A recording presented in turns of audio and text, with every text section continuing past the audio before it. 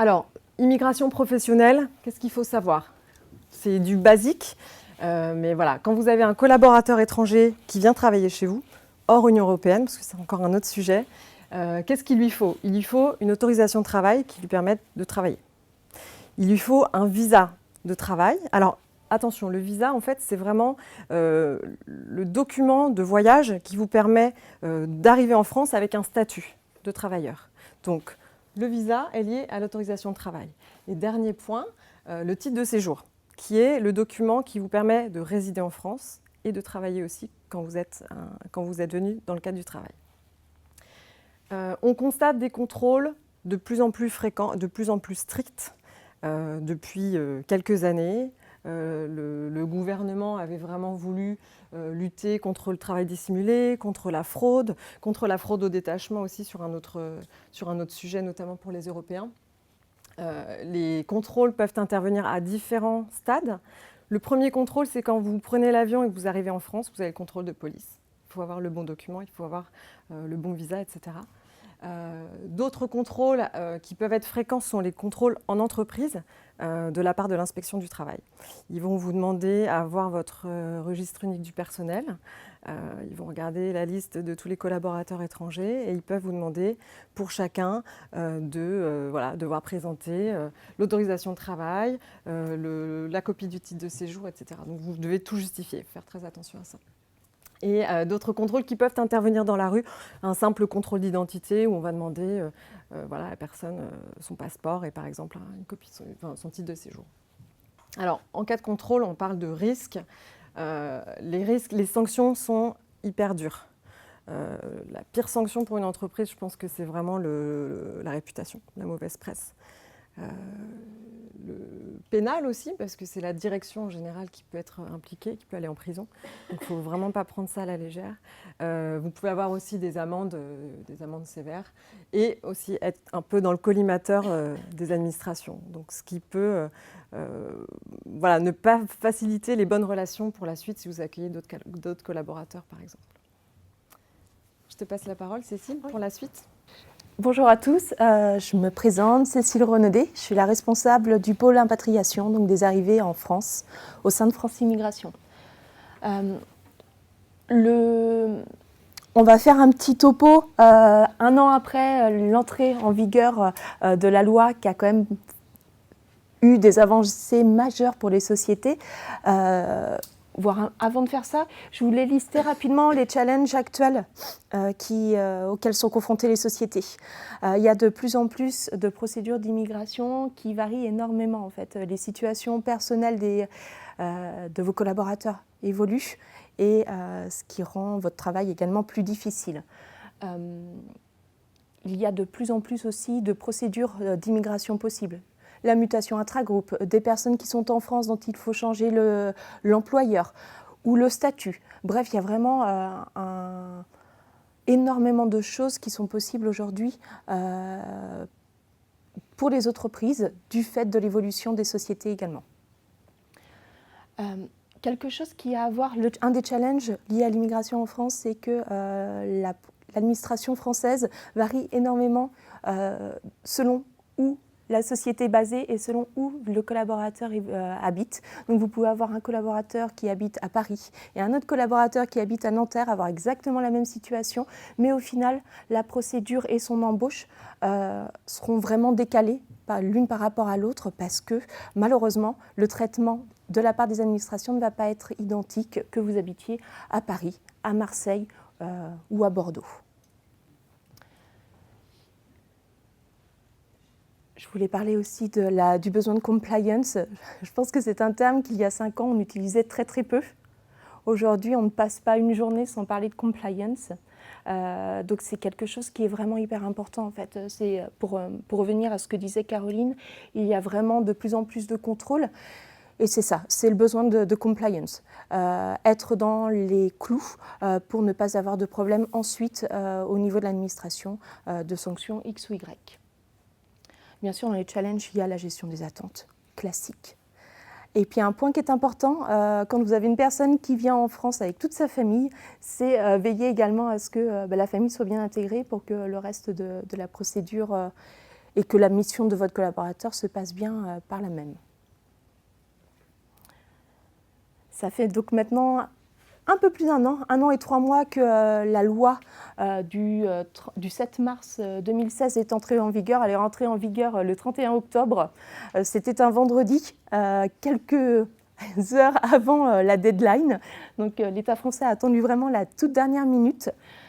Il y a eu vraiment des belles avancées pour vous, entreprises.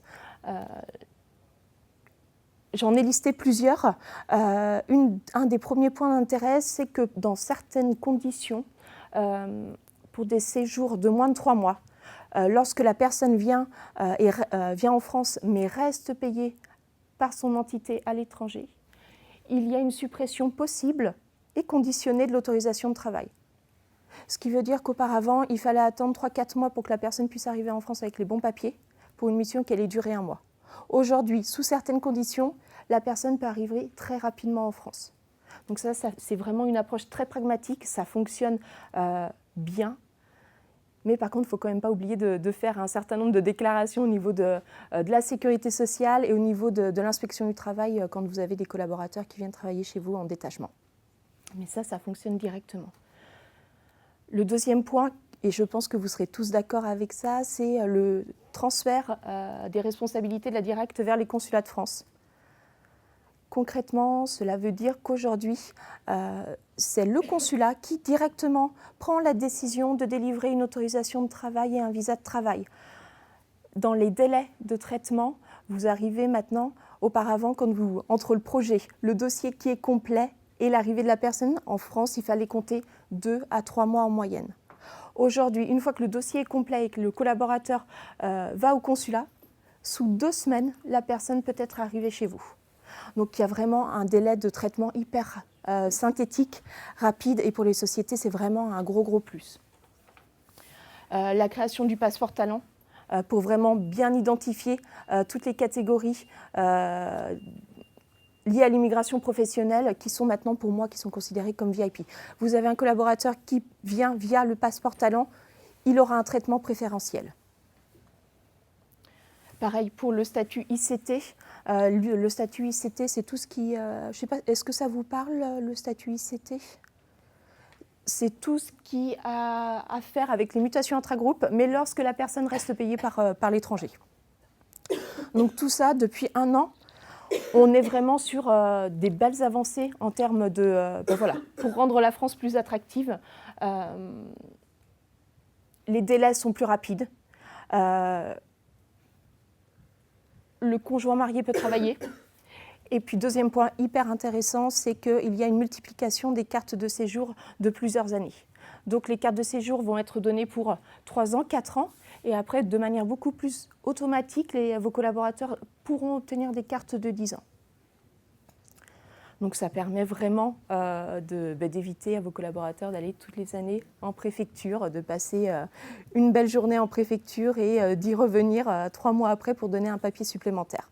Donc, on est vraiment sur une volonté du gouvernement français de rendre la France plus attractive et de vous faciliter la vie à vous, entreprises.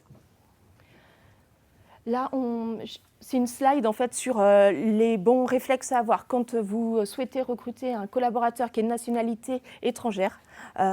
Au niveau de l'immigration, ce sont les questions clés à se poser.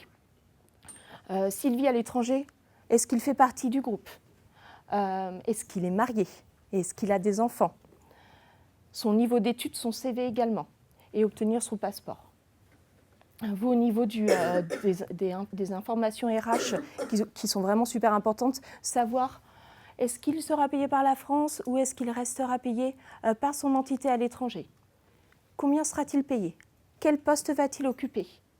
Et quelle est la durée souhaitée de la mission ? Avec ces informations-là, déjà, ça permet de déterminer un certain nombre des grandes procédures et de tirer éventuellement les sonnettes d'alarme s'il y en a besoin. Idem pour les étudiants. Alors les étudiants aujourd'hui, ça reste un petit peu la chose qui est un peu compliquée en immigration professionnelle, même s'il y a eu clairement des avancées. Le fait est qu'il y a encore des fortes disparités entre les préfectures, que vous habitiez par exemple à Paris ou à Nanterre, encore une fois, les délais de traitement vont passer du simple au triple.